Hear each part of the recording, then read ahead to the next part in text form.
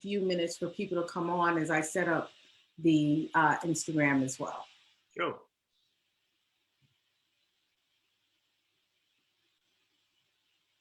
Yep. Okay. So, all right. So we are live on Facebook right now. I do see us live on Facebook. So what happened here? You got to go back to your screen. So we are okay. And I believe we're about to go live on Instagram. So she's getting it connected to go live on Instagram now. Yeah, we are live on Instagram now. And like I said, we're going to give it a little time here.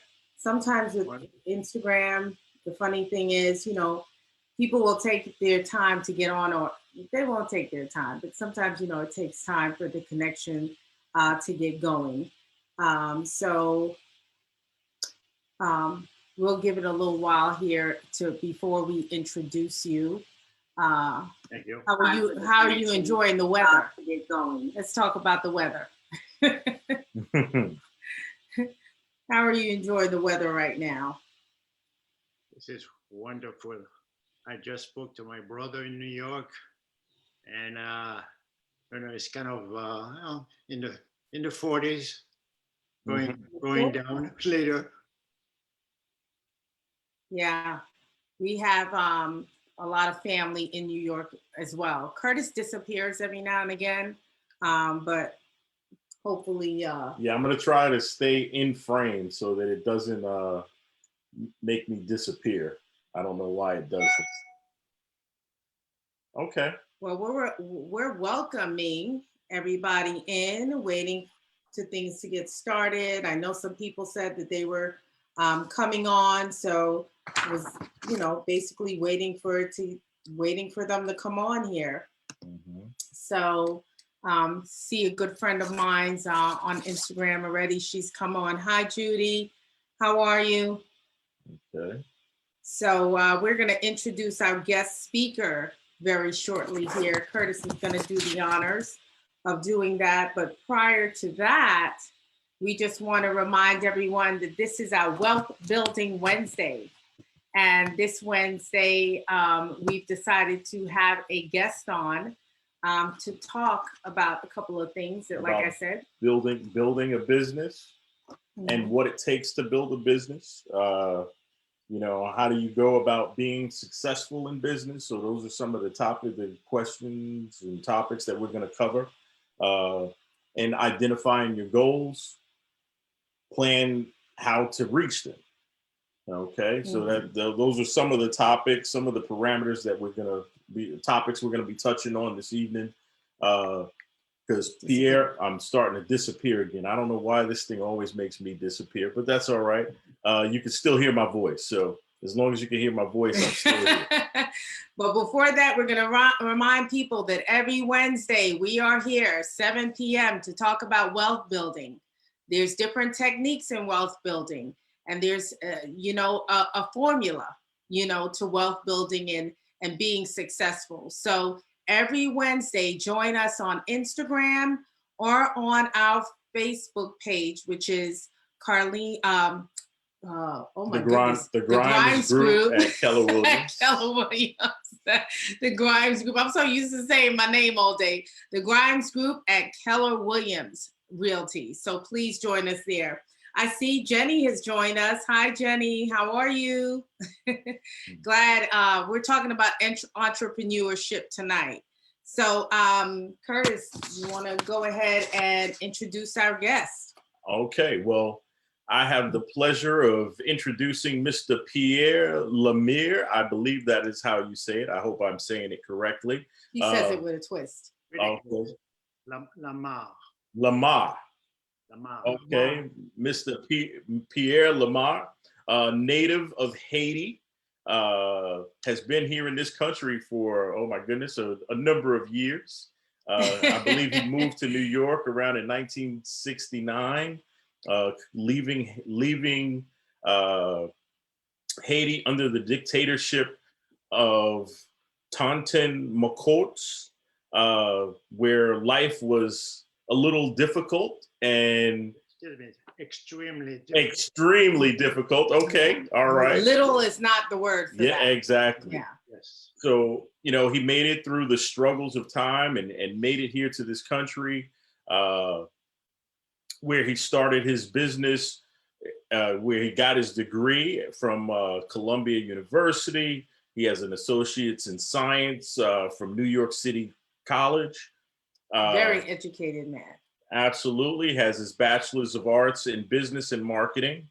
And after working as a sales representative for companies which included Bell South Advertising and Lanier Business Products, he decided that he'd take his knowledge and experience to open his own company. And with that in mind, he's still inspired by architectural background. In 1984, he started a distribution center for furniture and decorative items imported from Asia, Europe, and the Caribbean and South America. His networking included sales representative in his main showrooms in the United States. Even though the business was successful, he decided to sell it. And now, recognizing that he wanted to be closer to his customer environment and had a mind shift from wholesaling to retailing, where he would enjoy dealing with the end users and the profits was much higher. Therefore, he decided to open a modern European furniture store in Miami. Since then, since the demand for the style was increasing, he decided to expand by opening another store in Fort Lauderdale. And after 22 years, he decided to retire from that business, relocated to Mickey Land here in the Orlando area. And now he is beginning his career at Keller Williams Realty as a realtor. So he has a lot of experience in sales and he has a lot of wisdom. Yes. So with that wisdom, we introduce Mr. Pierre Lamarre. Thank you. The presentation was accurate and very well presented. Thank you very much. Well, thank you. Thank you for joining us this evening. I mean, you know, it takes a lot for people to understand the ins and outs of business. And sometimes people think it's very complicated, whereas they just don't know the steps to take. Right. I would say, depending on the route that you are taking, it could be easy, it could be very difficult, and you have to make it easy or finding your way to get into it. Let's take the case of someone who wants to become a professional, like a doctor, an engineer, and a scientist, and an attorney. So if they can afford it, and most of the time it's not the case, you just go to the university, and when you graduate with your high degree, you have companies coming to your campus, and they are after you.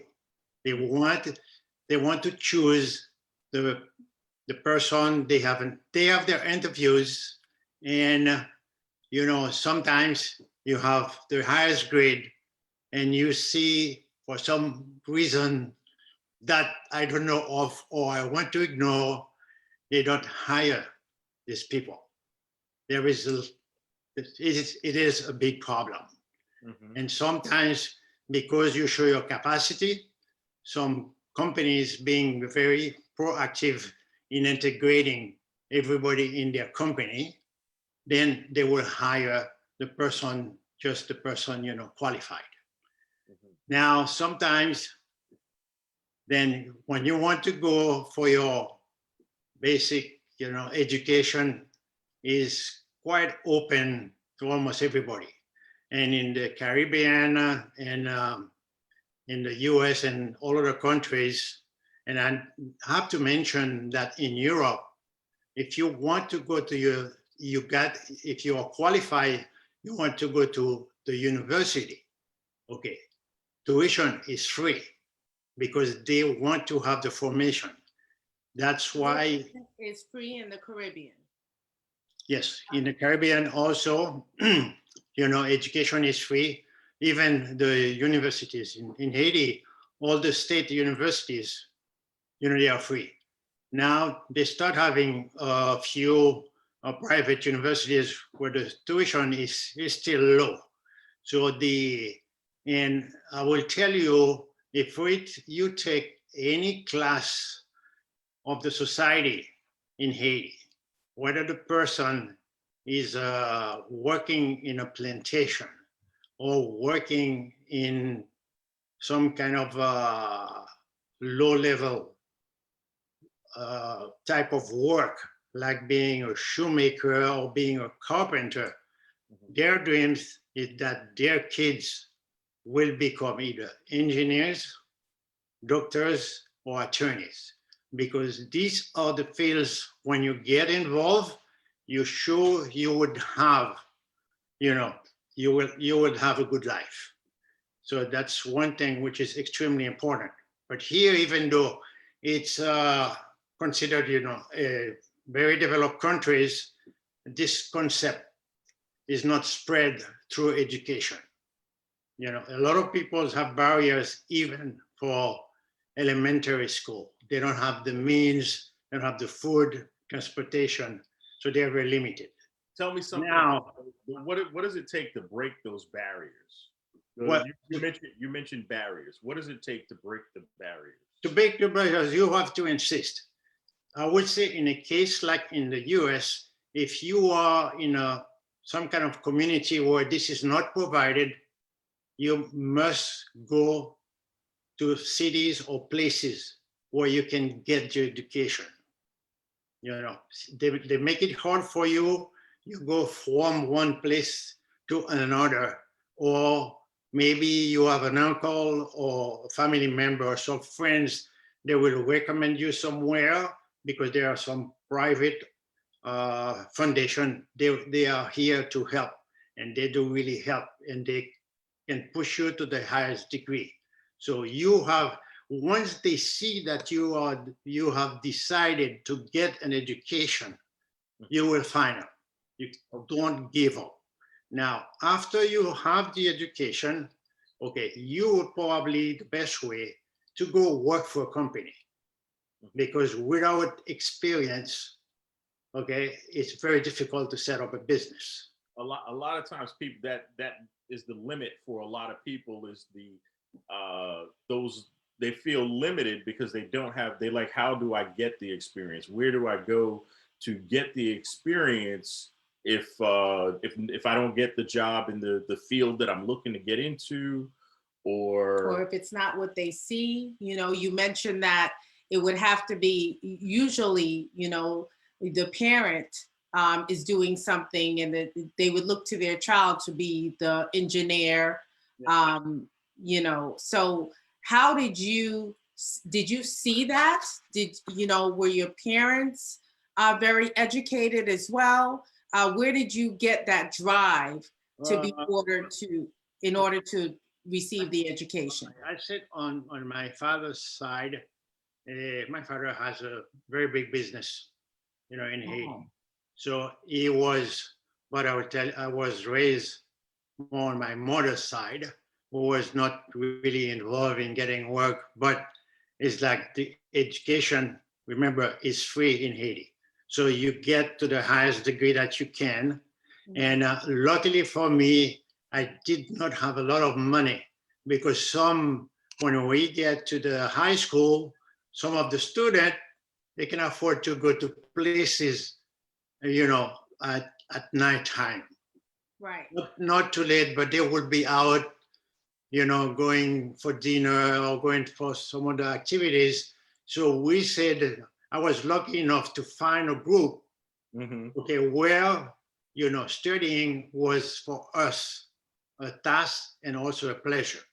So we were concentrated in our areas we wanted to see. And the only way in countries like this, underdeveloped countries, is like education is the first thing. And sometimes you may have some job, on the side.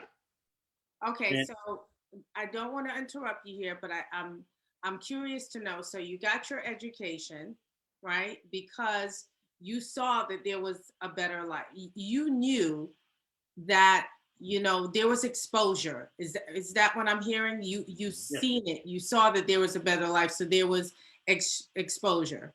Now, Curtis mentioned that in 1969 you went to New York for a safe environment.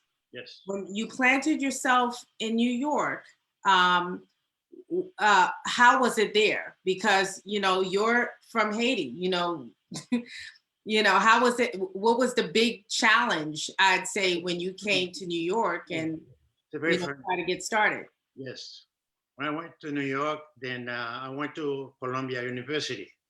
And after the first, trimester, I was already running out of money.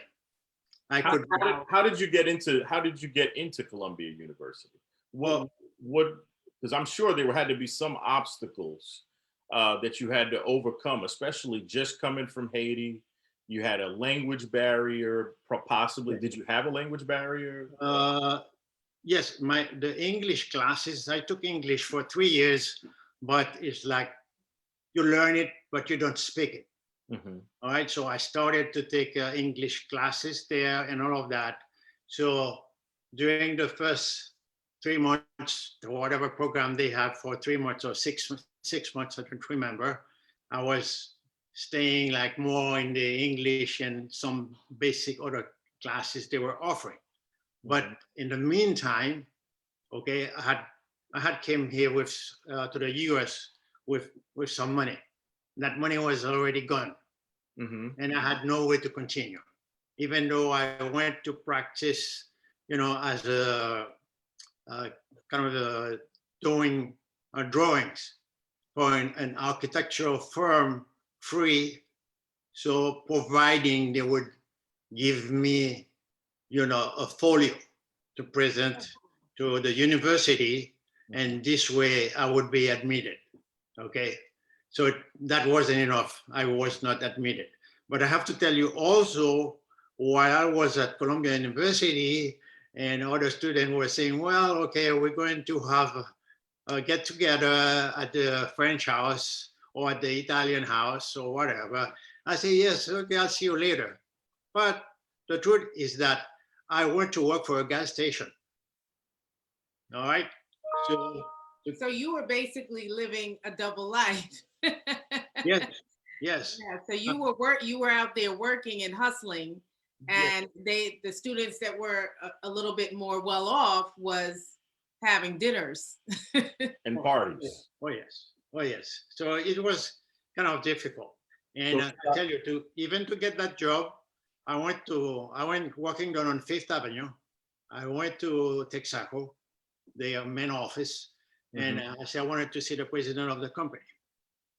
And then I told him, like, listen, I'm a student, at Columbia, and I cannot afford my tuition. I'd like to know if you can give me a part-time job at any place. So he called right there in front of me and sent me to a place, and this is how I get the job. So thereafter, you had the perseverance. Because I know what I wanted is that if there would be a change for me to come back to Haiti, I have to come back with the biggest background in education that I could find. So you would say that was your, like, kind of your main drive? What was driving you? What was that inner drive that drove you to have the highest degree that I can afford? I have to tell you also, when I was at the School of Engineering in Haiti, I was at my second year, I was already promised a scholarship to Italy. And because of the situation there, I had to leave the country. Otherwise, I probably would have been killed. Wow. Because for any reason whatsoever, you have to make yourself kind of disappear, because with the Tonto Macoutes there, plus the Haiti and Dominican Republic was the bastion of anti-communism in the area. So in Haiti, for Duvalier to receive funds from the US, and Dominican Republic was doing the same thing. They would say, well, we caught, 200 young communists in the country, and they get executed. And in fact, they were executed and the government received the money. So it's like a lot of people were trying, to leave the country. Some went to Europe, a few, but most of them, they come to the US because it's easier to find jobs here. I'm going to pause 1 second. You all can continue, but I'm just going to let you know that I'm going to disappear behind that, behind the scene for a minute, only because I have some technical things to take care of. Okay, so. Yeah, one of our batteries are going low. And Not say it like that.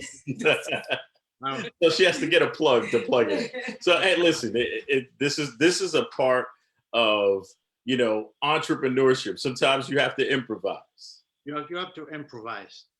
And so during my time in New York, I've been always working, and I was lucky enough to say, okay, finally, I took a better job than the gas station.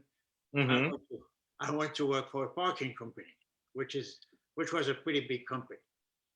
And so after 1 year, I had told them, listen, I am tired of being a parking attendant. I want a better job, otherwise I'm leaving.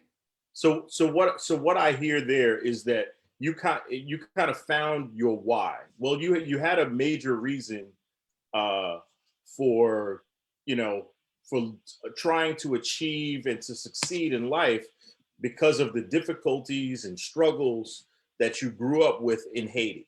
Yes. So, and then when you got here, you still, faced challenges. And that's that, and in life, people are going to face challenges.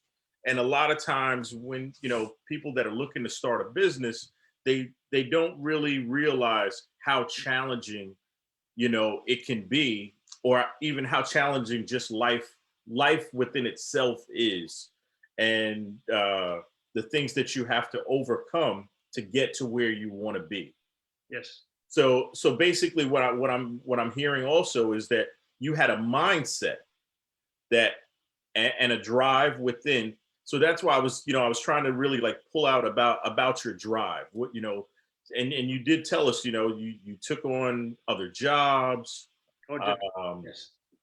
The drive is that you have to keep in your mind that you want to establish your own business, or you want to work for a company where you can reach the top, or reach your level when for any reason they give you barriers on that.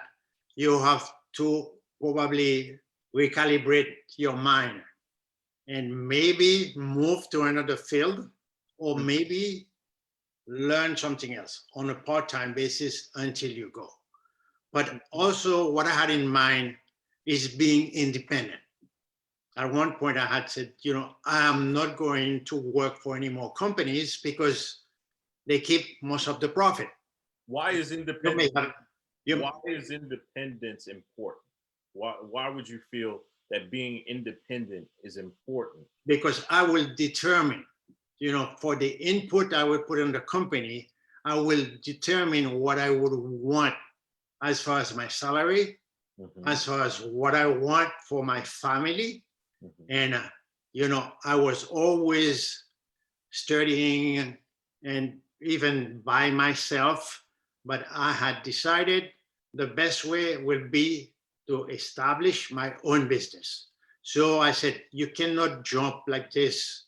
So by the time I worked for Bell South and Lanier and some other companies, I say, okay, fine. I see that I can sell. I can get, usually at Bell South, they will tell you have to take 8 no's before you leave an office by offering your program. So I did that, and some places I went to, they just tell me, listen, you have to leave the premises. I say, okay, you sure you don't want to be in the yellow pages?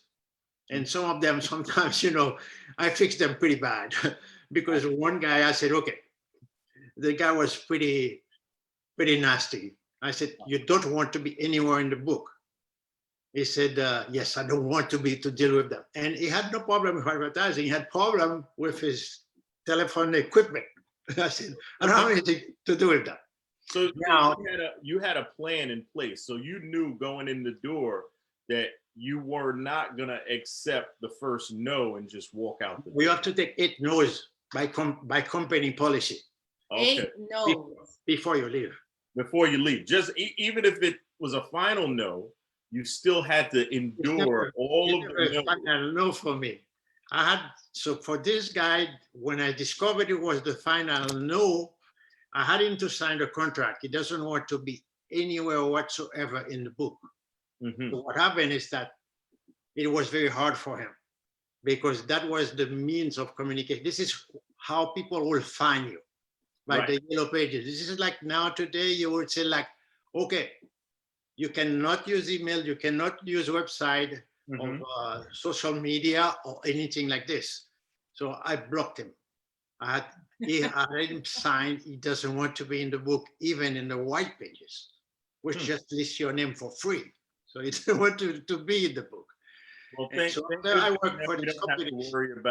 We don't have to worry about the internet and white pages anymore because now we have the internet. So it makes it a little bit easier now. No, now it's a different ball game there.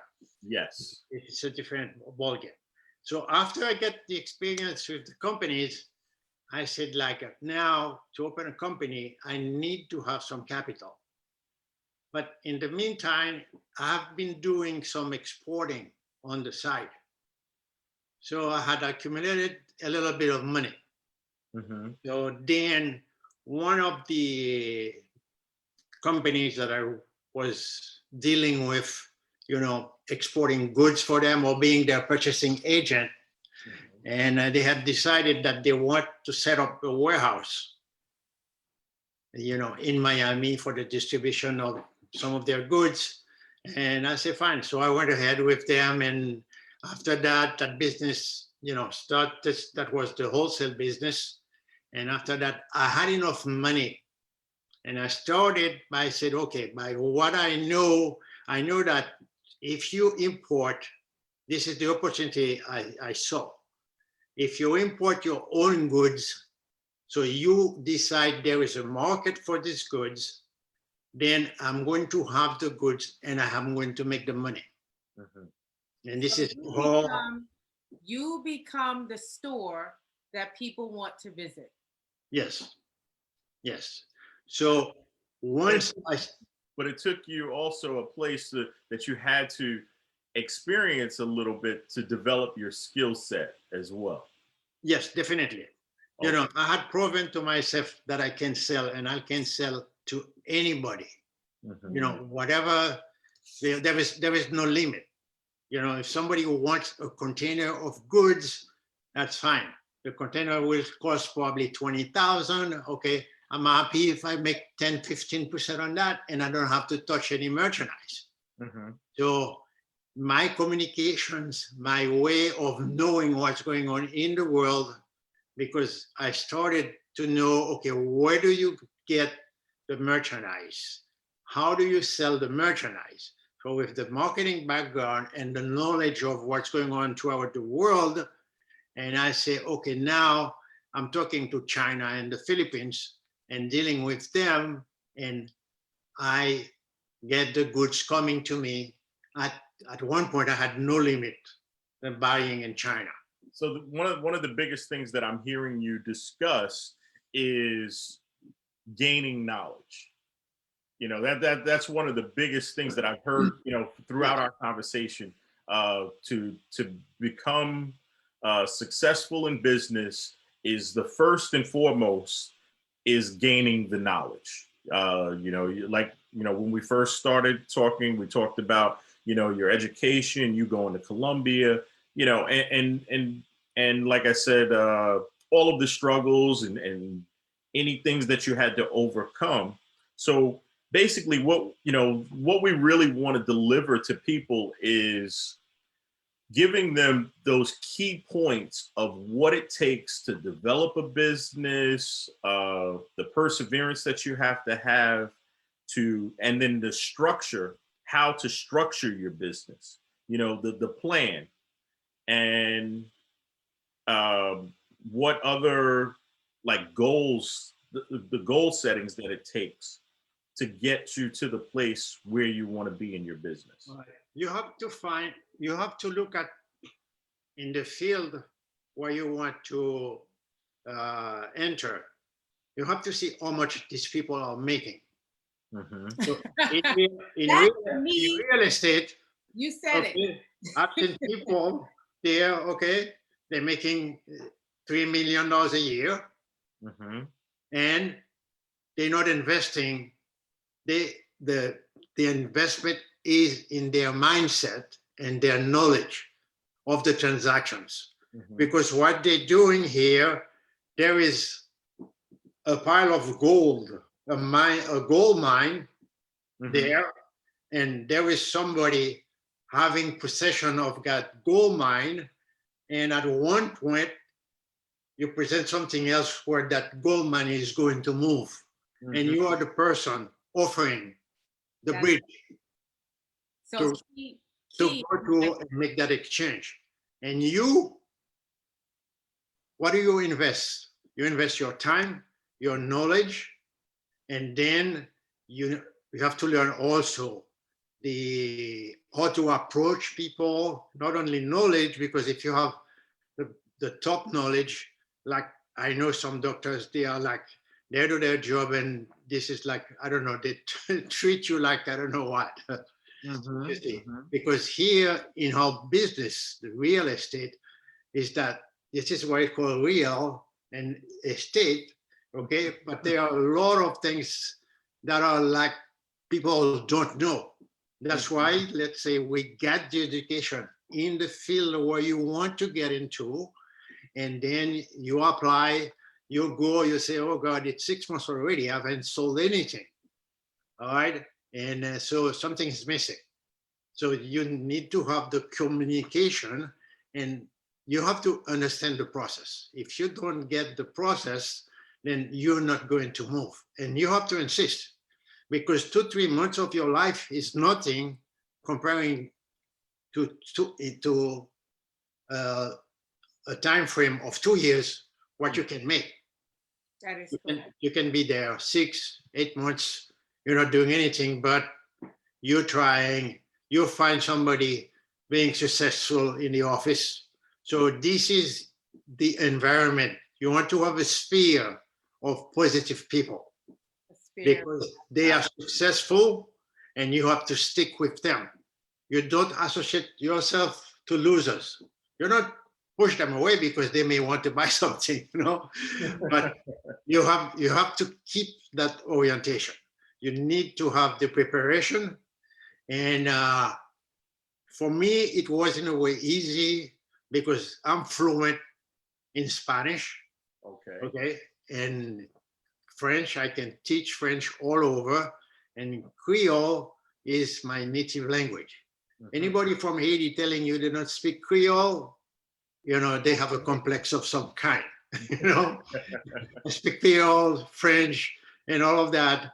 And so you have to have the mindset, you have to have the mind functioning, and you have to have the mind filled of these elements that you can use to guide yourself and get a position in the society where people will recognize you. I wanted to say this. One of the reasons why we asked you to be here is because, yes, you opened a business. First you went to distribution and then you opened your own, but you didn't stop there, okay? So you didn't stop at one, but you continued on to another one. So what was it that made you say, okay, well, now let me expand? Yes. When did you reach that point that you've seen where expansion was a good thing? to expand your business? Because if you don't expand, okay, you're not going to make any progress. You have to expand the business, because if you keep yourself limited, this is by the amount of money you're making or whatever, you want to expand. This is why, let's say we take the example of KW. To be successful, how many offices do you have throughout just the US? Or let's say in Florida, how many offices and how many agents do you have? You cover the territory, and this way I can sit here and sell a house back in Miami without doing much and going to, it could be just referrals, or you decided to take your trip. So you want to expand and you want to find all the ways that exist to reach your goal. Your goal should have no limit. You're not going to kill yourself in putting hours, but using them more efficiently. And always keep positive people in your sphere. Because I was so glad when Colin got in touch with me and asking me, if I want to join their group, because I think one thing I did not understand in KW, I thought like when you start, you will be integrated in teams, but they do it another way. That's after you prove that you can do something that you get in a team. So that concept is still like, to me, it's missing a little bit. It's missing a little. Like it said, your network determines your net worth, right? Yes. So, you just stated that, it was the people that surrounded you that that kept you uplifted and positive. But is there a different mindset that you have to have from opening the first business to now expanding to the second and the third? Like, what does it take to then say, because if you're comfortable at the first, and I understand expansion, but there has to be something or a mindset that you had to say, did you see others doing it and say, you know what, if they can do it, I can do it as well? Is that what you saw, or what made you say, let me open it? Did you feel that there was enough demand that you can make a good profit? No, the way I saw it, let's say when I had the store in Miami, I'm missing the customers living in West Palm Beach. Oh, okay. And the reason I'm missing them, because they have in their mind, Miami is a drug territory. It's too dangerous to go to Miami. I said, well, I don't want to open a store in West Palm Beach because it's too long of a drive to have control, of the other store. So I said, let's go midway. So I opened a store in Fort Lauderdale. So you have to, and at Fort Lauderdale, I check around. It's like, okay, we had customers from Fort Lauderdale. We had a few from Palm Beach. And we have had orders also from New York or from Atlanta or whatever, because we meet people, they found us. That's unbelievable. One day I had an order from a firm in Atlanta, and we were still small. And the company called and said they wanted a type of chair that we have, a little chair, but made in Denmark. And they said they wanted You have to know your competition. They wanted to have like 1,000 chairs. So I said, well, okay. I said, we started to check things out. And we said, well, first, okay, let's go and find out if this company is serious. What is the size of that company? So you have to expand. Like somebody will come here and say, well, I'm looking for a house, of, something in the $3 million. So the first thing you're going to do, you're going to check the background of that person to say, is that a joke or is this person serious? And you find out this person owns, 3 or 4 buildings in New York and somewhere else or whatever. So you have to look at the market as one big market, not limited to Orlando. I'm sure you sell outside of Orlando and you find maybe the best deal on the coast or wherever is the best place. So you sell in the millions of dollars. And this is how you make the money. You have to know your market. The same amount of time. The way I looked at it, it could be easier to sell a property near $1 million than to sell one at 250,000. This is what I keep in mind. Okay. Well, you have to know the competition, and he's saying that you also have to know any obstacles and know what people want, right? Yes. So if you know what people want, then you are able to provide it to them and still be successful. So all you entrepreneurs out there who's thinking about opening a business, it's not just okay to say, oh, I want to open shop here tomorrow. You have to see if there's a need there, okay? And there's so many steps that you have to consider. What are the obstacles? Are there 5 other people selling the same thing in your area? And if there is, what is your unique proposition? Okay, right. What can you bring to the table? Right, what's going to be your uniqueness? What's going to make you stand out in that market, If you're selling masks, what is your mask going to do differently than anyone else's is yes. Not? Probably the one thing I would see analyzing it, okay, how many stores they have, do they represent, a large company, but having many little stores, and you can find out how they are doing. You can run your little survey on that, but the best thing is to have your unique products, and you have your unique approach, to the customers. Because I will go, let's say, in a store, I don't want to name the store. By the time I go from the front of the store, to about 20 feet, I already have 5 people asking me, can I help you, sir? Can I help you, sir? Mm-hmm. The difference is that when I had my furniture store, somebody would come and they said, how are you today?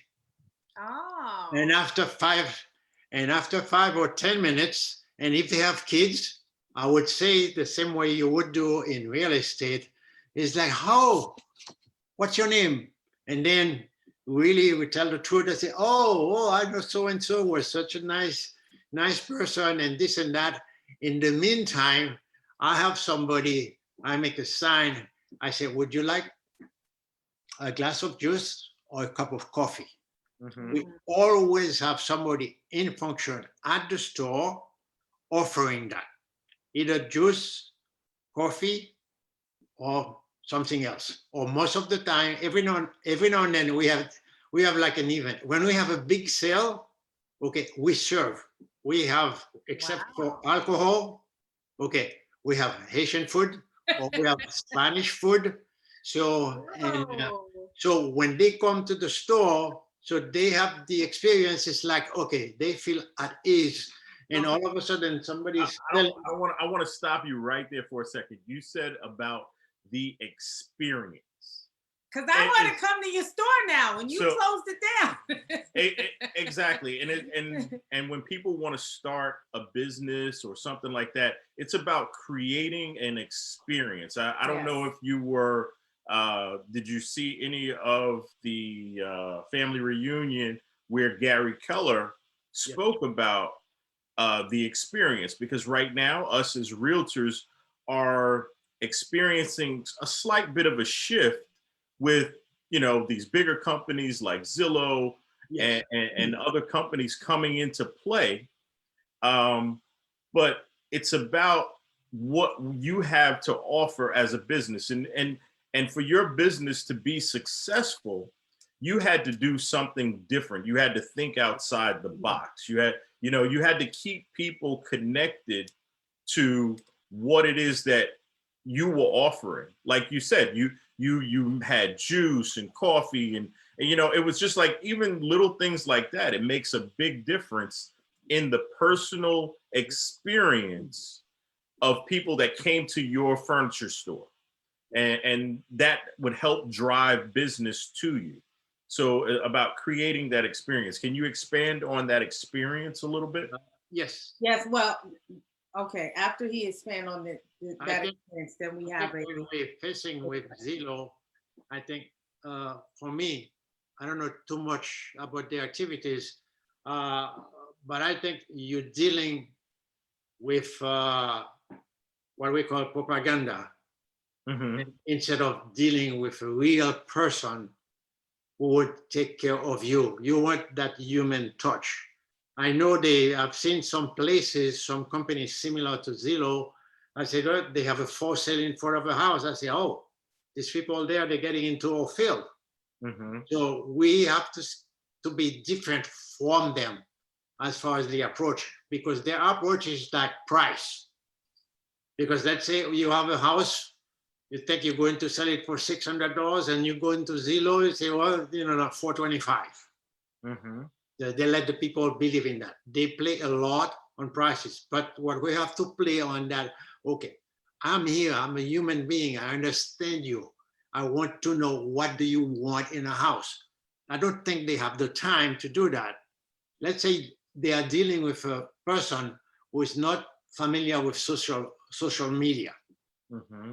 So we have the advantage of talking to the person, bringing yourself to the level of that person. We'll tell you, well, listen, I have 2-3 kids. I don't like noise in the house or whatever. Or they may tell you, well, usually we have big reunion at our house, you know, twice a year. So now you know the person and the person is getting very close to you. And this is how you would go and get the deal for them. You kind of become almost friends with them. Mm-hmm. So it's about making that bond and building that friendship, Building that relationship building with that the relationship. customer. I think it's Absolutely. very difficult. Okay, now we had a couple of questions from the people online, I believe, or comments or one of the questions, and I think I lost the person here. I'm sure they'll come back up. But one of the questions was, what is your suggestions on marketing yourself? How do you market yourself? I think to market yourself, you have to show them you have the competency mm-hmm. of going through the procedures with them, finding out what they want, and the way you will go ahead to have them accomplish their goals and or reach their dream. You have to know what they want. If they want to sell, how much money do they want for the house, and do a little study with them. For us we're talking about the CMA. All right, let's say they're in the position, this is somebody selling a house, but somebody buying, we have to see the needs of that person. What is the main point of that person? The person is tired of paying rent. Mm-hmm. He wants that as an investment, and because his money will always be there. Mm-hmm. And so you need to determine what that person wants. And also, we have to show ourselves as having the experience of what's going on the market and what they could afford. And we need to have the knowledge. We need to know their needs. So this is the way we will go. And what we'll do is we can not shoot numbers of them. Mm-hmm. Instead of that, we can make it like, okay, this is if you get this type of house, let's say you're dealing with buyers, Mm-hmm. okay, and they have a lot of kids. Some of them, okay, fine, they want a place because now their work is, by computers. So definitely they want to have an office. So if you just go by them and say, well, you have so many kids and this and that, they said, they want a 3-2. I say, well, okay. And now, do you, by any chance, you have to find what their needs are and what their tastes are. Well, I think throughout all of this, even that question when they asked what is the suggestion on marketing yourself, throughout all of this, you talked about making someone feel special and knowing their needs. So that's important no matter what business you are in, Yes. right? Mm-hmm. So there's a few things because I see we're running a little low on time. So I wanted to make sure that I have what you've set up, and if you wanted to say anything else and add to this. So the first thing you said with having a successful business, you have to educate yourself. You have to have the right state of mindset. You have to have a point where you surround yourself and have a good sphere of influence. And also, you have to be in tune with the needs of the people that you are marketing to. Yes. And, so And, go ahead. And service. Yeah. And service. And service. So, you've had successful businesses, and now you've said to yourself, because you said you retired, but you're not retired because you're now a realtor. So you're working harder than before. So I see you have a great work ethic, and you did not mention that. But I see that not everybody can do what you do, because I'm sure there's many nights, Pierre, that you said to yourself, I'm tired, but I'm going to keep going. Right. So, it takes a certain type of person for that. So what do you said here certain things. You said, identify your goals, plan out how to reach them, learn the parameters of the process required to reach your goals, which you did touch on. Expect that at some point you might not meet your goal. Now that one you did not touch on. So I want to hear a little bit more about that, but I'm going to come back. You also said consider obstacles as a starting point from which you rethink and evaluate your new plan. And when necessary, communicate with those in your network and with your leaders. But like I said, I want to go back to expect that at some point you might not meet your goal. Can you clarify that? When I said, so at that point, you have to take in consideration what is missing. Like myself right now, I don't have enough marketing out there. So I want to get to get a solid website and be in all the social media. So now I will not go and learn how to do these things. I would hire a company or a person to take care of that, because this is what I had done when I had the furniture store. I had an unbelievable budget for advertising. My Yellow Pages advertising, like even at the beginning, was about $3,000 a month. And this will bring me $40,000 a month. So investing $3,000 a month, in turn, that you're basically looking at a $37,000 profit from that investment. No, it's like you have to take off from that sales, my cost of goods. Right. So the cost of less, but it's very profitable. Very profitable. Absolutely. So what would you say the rate of return would be on an investment like that? What would you look for it to be? It has to be at least like in the 40%. Okay, about a 40%. 40%.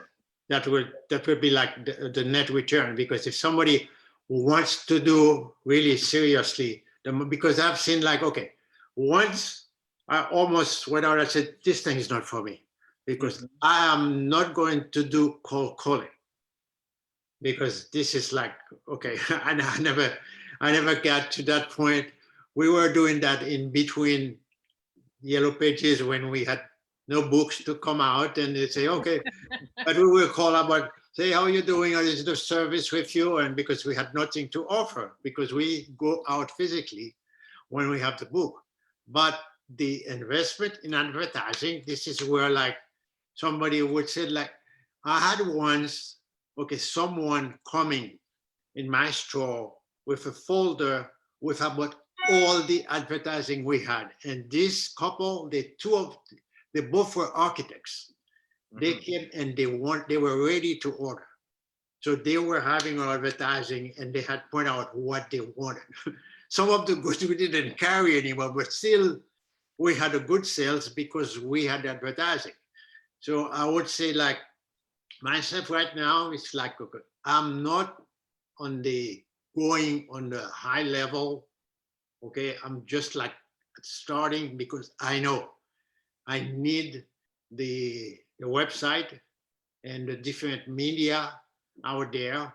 And there are some I would use and then I would make my choice and evaluate them every month. Because when you're talking about investing a good amount of money, you have to see, okay, from IG, this is what I get. From FB, this is what I get. So okay, this one is not working for me. Maybe the content is not there, or maybe the person is not doing it the way it should. So it's about advertising in our business is key. Keeping a good track of, you know, where your time and where your expenses are going. That's another key point to having a successful business. Yes. And you know, you gave us so many nuggets this evening. We're approaching the hour, so we're probably gonna have to end our call. But you gave us so many nuggets this evening, and we appreciate that time. Thank you for giving me this opportunity because I want to build relationship throughout the company at any levels. When I say any level, not really going to the big guys because, okay, they have their book, they have everything that we can read for inspiration, but talking on a daily basis, I've been out to some open houses because you see really somebody coming and you learn, you have to learn the process. It takes a little bit of time. You just don't go out there and say, well, you know, I'm so good, I'm going to sell to this and that. But, you know, we have to play all this game and learning the process. That's right. So don't fear the unknown. Yes. So not having fear. So that's really what I'm getting from what you're saying right there. Yes. Is that when you know. Yeah, I mean, it's a lot of things. I mean, people really need to listen to this about, you know, all of the struggles and everything that you kind of discussed going through, you know, like I said, and educating yourself. That was one of the biggest things that I got from what, you know, the information that you gave, you know, with your stories of how your business was and how you developed it. It's a lot of nuggets in there. I mean, a lot of people don't understand what it takes to be successful in business. I mean, it's not all, you know, the glitz and glamour. Sometimes that's what a lot of people are looking for. They don't look at what the work is and the work that it takes to create that environment for a successful business. And I tell you that I tell people there, I said, why don't you retire? I tell the person, you think I'm sitting on about like 10, $15 million? And then I said, if I had 10, $15 million, I would just start investing more. So a part-time job for me will be 60 hours a week. I would have my peace of mind. You see my wife tomorrow, you ask her, it's like, but take it easy. I said, no, I can't change. Absolutely. Absolutely. Absolutely. Well, Thank you so much for your yeah. time. I mean, we appreciate you and all the information you gave to, anyone who wants to listen to this, because we had a few people stay on. Some of my connection had cut off for a little bit, but people did revisit. And thank you so much for joining us tonight. My And pleasure. Pierre Lamarre, I totally have so much respect for you and admiration and everything that you've been through, and are able to share, take time out of your um, just day and share with us. Well, So I appreciate that you. was a pleasure for me to do that. A pleasure for me. And when I learn more, I want to come back. Absolutely. Okay. Yeah, my experience. Yes, I'm learning the process. I'm a new student. Well, sounds good. Listen, Well, we're forever students. we are forever students. Exactly. Exactly. Yes. Okay. All right. I think I paused us again. Okay. All right. So you have a good night, and Same I to guess you. we'll talk to you later. Yes, and well, I'll be tomorrow at the office for the Zoom. Yes. Okay. All right. Talk to you soon. All right. And everybody else, Right. thank you for joining us this evening. For those that, that stayed on with us and listened to Mr. Lamarre, he's been a very successful businessman, and we thank him for the knowledge and wisdom that he imparted in us. And like I said, some of the key takeaways I think this evening was, keeping a positive attitude, educating yourself, knowing what your goals are, where you want to go, what you want to do, and not letting any obstacle stop you from it. So I think those were some of the big takeaways from this evening. Yes. And Judy says, thank you for the info. Yes, definitely have to know your target area, target market. I'm sorry. And Simone said, thank you for the information. And I think you answered the question about setting yourself apart. So yeah, looks like I don't think we have any questions going. So No. we're going to call it a night. All right. You have a good night. All right. right, Thank you you. too. Thank Have you. a good evening. You too. Bye-bye. Bye-bye.